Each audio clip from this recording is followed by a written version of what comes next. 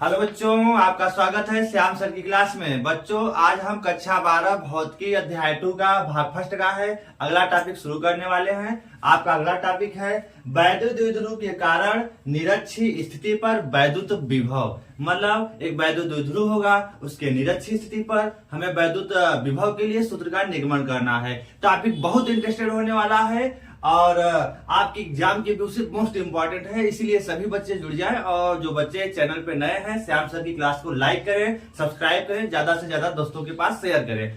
चलिए हम लोग आज बिना देर किए हुए अपने टॉपिक की शुरुआत करते हैं। यह जो टॉपिक है कक्षा 12 का भौतिकी है, यूपी बोर्ड हिंदी मीडियम का है। आपके जो आपका सेकेंड अध्याय है, दूसरा अध्याय का आपका टॉपिक है आपका वैद्युत द्विध्रुव के कारण निरक्षी स्थिति पर वैद्युत विभव के लिए सूत्र का निगमन देखेंगे। ठीक है, तो चलो बिना हम लोग देर किए हम लोग क्लास की शुरुआत करते हैं। देखिए, माना यहाँ पे कोई एक वैद्युत द्विध्रुव है, तो वैद्युत द्विध्रुव के बारे में हमने बार बार आपको बता रखा है, एक बार फिर से आपको हम बता देते हैं। देखिए, वैद्युत द्विध्रुव जो होता है, तो वैद्युत द्विध्रुव क्या है उसको थोड़ा सा फिर से एक बार बता देते हैं, फिर हम लोग जल्दी निरक्षी स्थिति पर वैद्युत विभव ज्ञात कर लेते हैं। देखिए, माना कोई वैद्युत द्विध्रुव, जो वैद्युत द्विध्रुव होता है, माना कोई वैद्युत द्विध्रुव ए बी है। वैद्युत द्विध्रुव क्या होता है? दो समान तथा विपरीत प्रकृति के आवेश अगर कुछ अल्प दूरी पर रखे हैं तो उनसे जो बनी संरचना है वह क्या कहलाती है? वैद्युत द्विध्रुव कहलाती है। तो माना कोई वैद्युत द्विध्रुव ए बी है, माना कोई वैद्युत द्विध्रुव क्या है? ए बी है, जो -q तथा +q आवेशों से मिलकर बना है। माना कोई वैद्युत द्विध्रुव क्या है? ए बी है।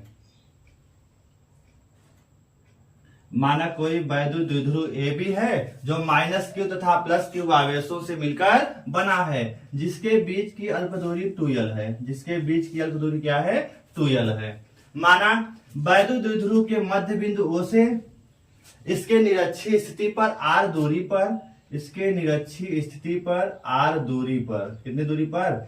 r दूरी पर एक बिंदु P स्थित है। एक बिंदु P स्थित है, जहां पर हमें क्या ज्ञात करना है? इस P बिंदु पर वैद्युत विभव भी ज्ञात करना है, जो आपका टारगेट है। तो एक बार फिर से इसको देखिएगा। माना कोई वैद्युत द्विध्रुव ए बी है जो -q तथा +q आवेशों से मिलकर बना है, जिसके बीच की अल्प दूरी क्या है? 2l है। जिसके बीच की अल्प दूरी क्या है? 2l है। माना वैद्युत द्विध्रुव के मध्य बिंदु O से इसकी निरक्षी स्थिति पर r दूरी पर एक बिंदु P है, जहां पर हमें इस P बिंदु पर वैद्युत विभव भी ज्ञात करना है। तो ये आपको यही लिखना भी पड़ेगा जैसे जैसे हमने बताया। अब आपको देखना क्या है? देखिए, इस P बिंदु पर अगर देखेंगे तो +q आवेश भी अपना विभव आरोपित करेगा, -q आवेश भी अपना विभव आरोपित करेगा। ठीक है, अब तो जब ये इनके विभव हम आरोपित करेंगे तो हम क्या करते हैं? इनसे दूरियां, तो मान लिया आपका जो B है, B से P के बीच की दूरी, ठीक है, ये हमें निकाल लेनी है। मान लिया इस +q के कारण इस P बिंदु पर विभव V1 है। P बिंदु पर विभव क्या है? V1 है। ठीक है, फिर -q आवेश भी इस पर विभव आरोपित करेगा P बिंदु पर।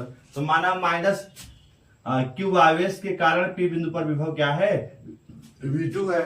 तो जो कुल विभव होगा, कुल विभव जो V ज्ञात करेंगे किसके बराबर होगा?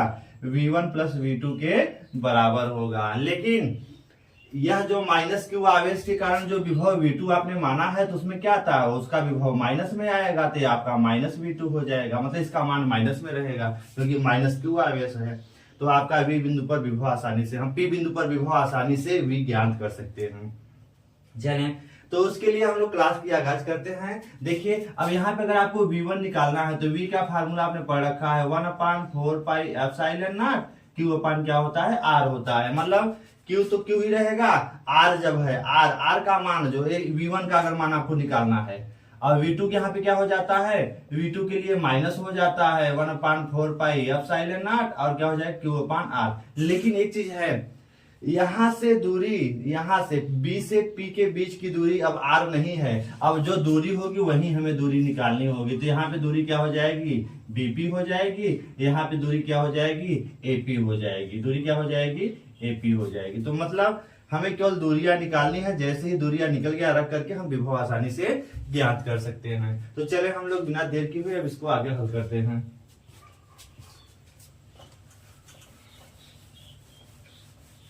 देखें तो हम लोग जैसे जैसे फिगर बनाए उसकी पहले व्याख्या कर लेते हैं।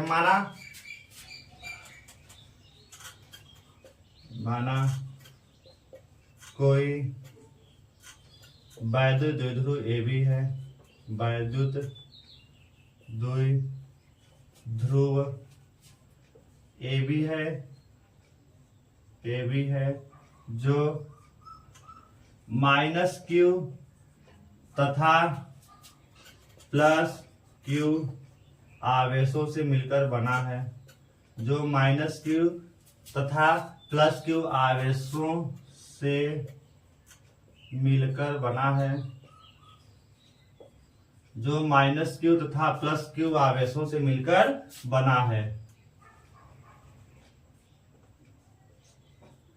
बना है, जिसके बीच की अल्प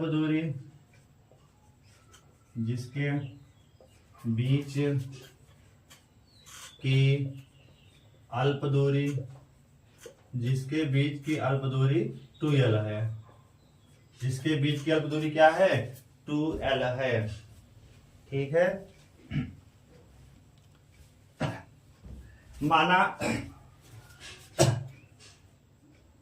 माना वैद्युत द्विध्रुव के मध्य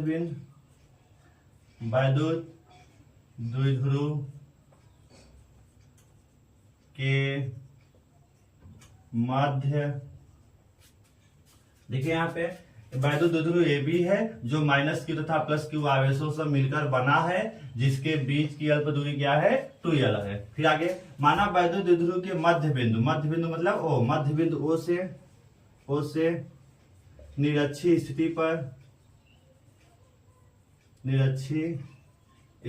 पर R दूरी पर एक बिंदु, देखिए वैद्युत द्विध्रुव के मध्य बिंदु से निरक्षीय स्थिति पर R दूरी पर एक बिंदु क्या है, R दूरी पर एक बिंदु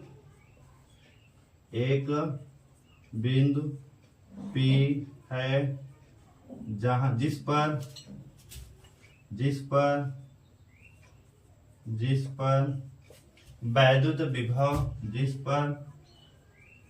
वैद्युत विभव V ज्ञात करना है, जिस पर वैद्युत विभव क्या ज्ञात करना है, V ज्ञात करना है। ठीक है, मतलब इस पर वैद्युत विभव V, परिणामी विभव V क्या करना है, हमें ज्ञात करना है। जहां पर +q तथा -q आवेशों के कारण आरोपित विभव क्रमशः +q -q के कारण इस P बिंदु पर आरोपित विभव क्रमशः क्या है, V1 तथा V2 है, ठीक है। तो इतना आप अपने फेयर में नोट करिए, फिर इसको हम आगे कंटिन्यू करते हैं। तो अब आगे चाहे तो आप लिख सकते हैं, तो अब आगे हम लोग देखते हैं, इसको अपने आप नोट्स में कंप्लीट करिए, फिर आगे हम चलते हैं, कंटिन्यू करते हैं।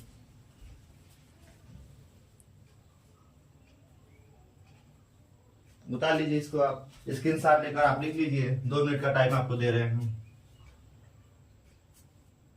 देखिए यहाँ पे V1 और V2 जो है ना अदिश राशि है, विभव अदिश राशि है, इसलिए हमें इसी दिशा से मतलब नहीं है। यहाँ पे हमने देखा कि +q के कारण विभव V1 है, -q के कारण विभव क्या है V2 है, तो परिणामी विभव क्या है V है, तो V किसके बराबर होगा V1 + V2। लेकिन एक चीज याद रखना है आपको कि प्लस के कारण विभव प्लस में आएगा, -q के कारण विभव क्या आएगा माइनस में आएगा।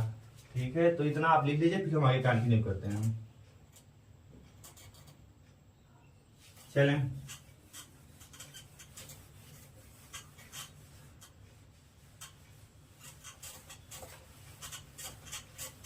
अब देखिए आगे इसके आगे, अतः तो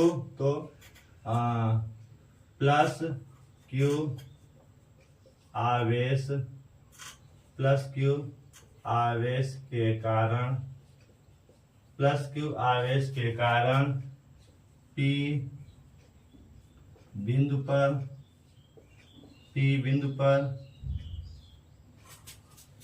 पर वैद्युत विभव, पी बिंदु पर वैद्युत विभव क्या है, V1 बराबर क्या हो जाएगा, प्लस क्यू आवेश के कारण पी बिंदु पर वैद्युत विभव क्या माना गया है, V1 माना गया है। तो V1 बराबर क्या हो जाएगा, आपने फार्मूला पढ़ रखा है 1/4 पाई एप्सिलॉन नॉट और Q अपान बिंदु आवेश कारण वैद्युत विभव, Q अपान क्या होता है, R होता है। तो R के स्थान पे यहाँ दूरी से आवेश से P बिंदु के बीच की दूरी क्या है, BP है। तो हमने दूरी ले लिया BP दूरी, क्या ले लिया, BP दूरी। क्योंकि आपने पढ़ रखा है बिंदु आवेश के कारण वैद्युत विभव 1/4 पाई एप्सिलॉन नॉट Q अपान R। R क्या है, आवेश से P बिंदु के बीच की दूरी। यहाँ आवेश से P बिंदु के बीच की दूरी नहीं दिया है तो हमने BP मान लिया है। ठीक है, तो चले BP हमने ले लिया। आगे चलिए, अब इस BP का मान कितना होगा, देखिए यहाँ पर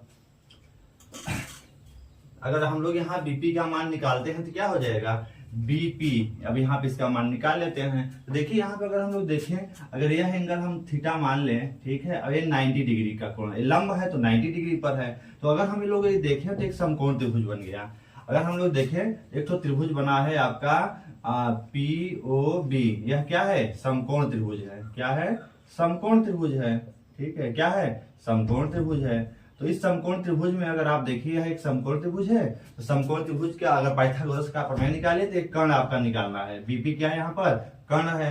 तो PB का अगर हम स्क्वायर कर दें तो किसके बराबर होगा, PB का स्क्वायर किसके बराबर होगा, PO का स्क्वायर या OP का स्क्वायर प्लस OB का स्क्वायर प्लस किसके होगा, OB के स्क्वायर के बराबर होगा। ठीक है, अब आप इसको आगे बढ़ा सकते हैं।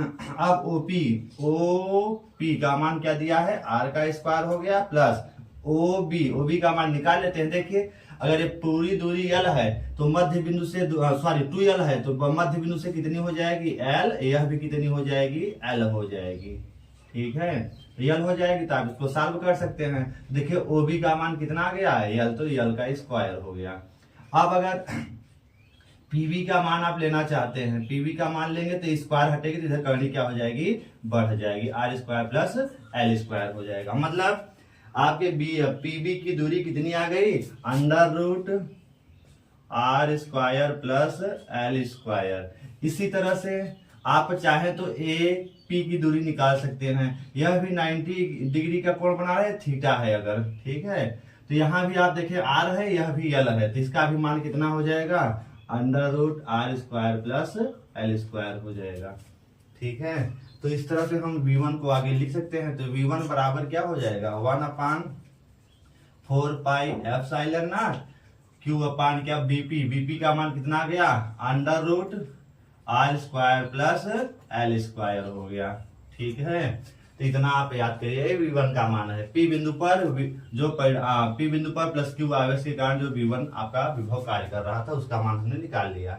अब आगे चलते हैं। अब -Q के कारण P बिंदु पर वैद्युत विभव, तो लिख लेते हैं उसी चीज को, -Q आवेश के कारण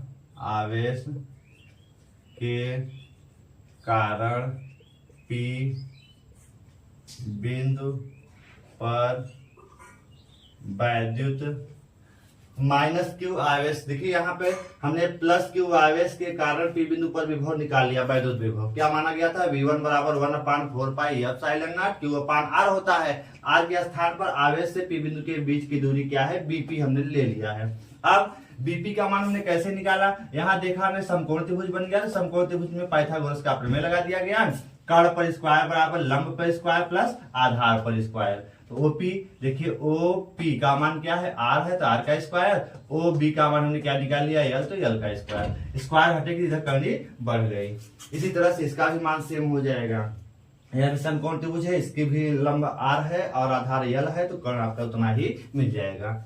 तो अब हम लोग इसी तरह से -Q आवेश के कारण P बिंदु पर वैद्युत विभव V2 माना गया है। तो -Q आवेश के कारण P बिंदु पर वैद्युत विभव क्या माना गया है, V2 है। तो V2 बराबर वही फार्मूला 1/4 पाई एप्सिलॉन नॉट। लेकिन एक चीज है, +Q के स्थान पे क्या है, -Q है। तो -Q अपान दूरी क्या है, AP है। दूरी क्या है आपकी, AP है। ठीक है, लेकिन एपी का मान भी किसके बराबर है, R square plus L square के अंडर रूट में।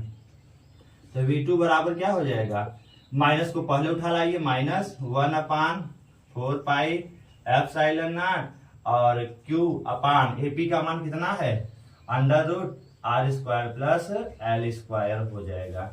जितना बीपी का मान है उतना ही क्या है, एपी का भी मान है। ठीक है, उतना ही किसका मान है, एपी का भी मान है। देखिए जितना बीपी है उतना ही क्या है, एपी है, एपी भी उतना ही है। तो इतना आपका हो गया, किसका मान हो गया, V2 का मान। मतलब -Q आवेश के कारण P बिंदु पर वैद्युत विभव V2 और +Q आवेश के कारण P बिंदु पर वैद्युत विभव क्या है, V1 है। ठीक है, इतना आप लिखिए, फिर आगे कंटिन्यू करते हैं।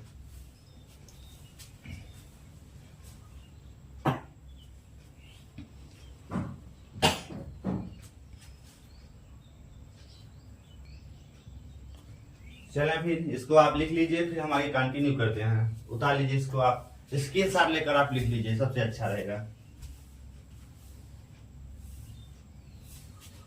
अब हम लोग क्या करेंगे, क्योंकि देखिए P बिंदु पर जो वैद्युत विभव कार्य कर रहा है +Q और -Q दोनों के कारण कार्य कर रहा है, अतः P बिंदु पर परिणामी वैद्युत विभव इन दोनों विभवों के कारण होगा। तो चलो हम लोग आगे देख लेते हैं, इसको आप उतार लीजिए, फिर आगे चलते हैं।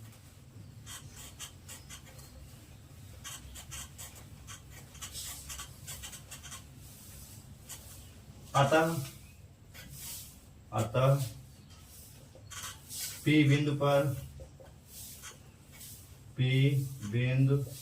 पर परिणामी मतलब कुल, परिणामी P बिंदु पर परिणामी वैद्युत विभव, परिणामी वैद्युत विभव क्या माना गया है, V। तो V बराबर क्या होगा, V1 प्लस V2 दोनों के योगफल के बराबर होगा, V1 प्लस V2। अब हम इनके वैल्यू पुट करते हैं, वैल्यू रख देते हैं। तो V1 का मान अभी आपने क्या निकाला था, 1/4 epsilon naught Q upon under root में क्या था, R square plus L square. ये किसका मान था, V1 का मान था। ठीक है, V2 का मान माइनस के साथ 1/4 epsilon naught Q upon under root में क्या था, R square plus L square था। ठीक है, तो V1 का मान हमने रख दिया, V2 का मान हमने रख दिया। किसका मान हो गया, P बिंदु पर परिणामी वैद्युत विभव V का मान हो गया। तो यहाँ पर अगर एक चीज आप देख रहे होंगे कि 1/4 epsilon naught Q upon under root R square plus L square minus 1/4 epsilon naught Q upon under root R square plus L square, दोनों का मान समान है और एक है प्लस में, दूसरा क्या है यहाँ पर माइनस में है। तो अगर हम देखें तो एक प्लस और माइनस सेम है तो कट जाएगा, अतः P बिंदु पर परिणामी वैद्युत विभव V बराबर क्या मिलेगा, 0 मिलेगा। अतः एक चीज आपको देखने के लिए मिला कि कोई अगर वैद्युत द्विध्रुव AB है और उसके मध्य बिंदु O से निरक्षीय स्थिति पर अगर आपको वैद्युत विभव ज्ञात करना है तो निरक्षीय स्थिति पर किसी भी वैद्युत द्विध्रुव की निरक्षीय स्थिति पर वैद्युत विभव हमेशा क्या मिलता है, शून्य प्राप्त होता है। मतलब अगर कोई वैद्युत द्विध्रुव है उसकी निरक्षीय स्थिति पर कोई भी आपको वैद्युत विभव प्राप्त नहीं होता है, जैसा कि हमने यहाँ पे प्रूफ के साथ देख लिया। तो किसी वैद्युत द्विध्रुव के निरक्षीय स्थिति पर वैद्युत विभव हमेशा क्या प्राप्त होता है, शून्य प्राप्त होता है। तो इस चीज को लिख सकते हैं, अतः वैद्युत द्विध्रुव के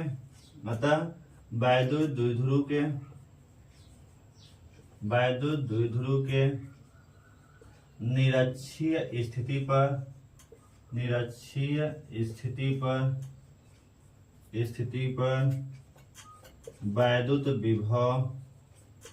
वैद्युत विभव अतः वैद्युत द्विध्रुव की निरक्षीय स्थिति पर वैद्युत विभव शून्य होता है। क्या होता है, शून्य होता है। मतलब कोई अगर वैद्युत द्विध्रुव है उसके निरक्षीय स्थिति पर वैद्युत विभव निकालना है तो निरक्षीय स्थिति पर वैद्युत विभव हमेशा क्या मिलता है, शून्य प्राप्त होता है। इस तरह से आपका ये डेरिवेशन पूरा हुआ। वैद्युत द्विध्रुव के कारण निरक्षीय स्थिति पर वैद्युत विभव के लिए सूत्र का निर्गमन पूरी तरह से हो गया। इसका भी आप स्क्रीनशॉट लेकर के अपने नोट्स में कंप्लीट करें। यूपी बोर्ड हिंदी मीडियम आगामी बोर्ड एग्जाम में इंपॉर्टेंट हेडिंगों में से एक हेडिंग है, इसको आप अच्छे से लिख करके अपने नोट्स में कवर करें और अच्छे से तैयार करें। ज्यादा टफ नहीं है, आप पढ़ेंगे तो अच्छे से आपका तैयार हो जाएगा। तो इसका भी स्क्रीनशॉट लेकर के आपको लिख लीजिए। ये हेडिंग आपकी पूरी हो गई। आप हमेशा बहुविकल्पी में पूछ लेता है कि वैद्युत द्विध्रुव के कारण निरक्षीय स्थिति पर वैद्युत विभव कितना होता है, तो आप क्या बताएंगे? शून्य हमेशा प्राप्त होता है। क्यों होता है? हमने डेरिवेशन के द्वारा आपको बता दिया है। तो इसको आप देख करके अपना पूरा करें। ठीक है बच्चों, तो आप इसको अपने नोट्स में लिखें और ये आपका टॉपिक अच्छे से हो गया। अब इसके बाद एक और मोस्ट इंपॉर्टेंट इसी की हेडिंग है, वैद्युत द्विध्रुव के कारण किसी बिंदु पर वैद्युत विभव के लिए सूत्र का निगमन, जो कि अगले आपके लेक्चर में होने वाला है। इसका स्क्रीनशॉट लेकर आप लिखें और क्लास में अगर कोई भी कहीं भी समस्या है तो आप कमेंट बॉक्स में कमेंट जरूर लिखें, जिससे कि हम आपका समाधान कर सकें। और अगर आप चैनल पे नए हैं तो श्याम सर की क्लास को लाइक करें, सब्सक्राइब करें और ज्यादा से ज्यादा दोस्तों के पास शेयर करें। ठीक है, और अपने इस नोट्स में लिख करके इसको अच्छे से कंप्लीट करें।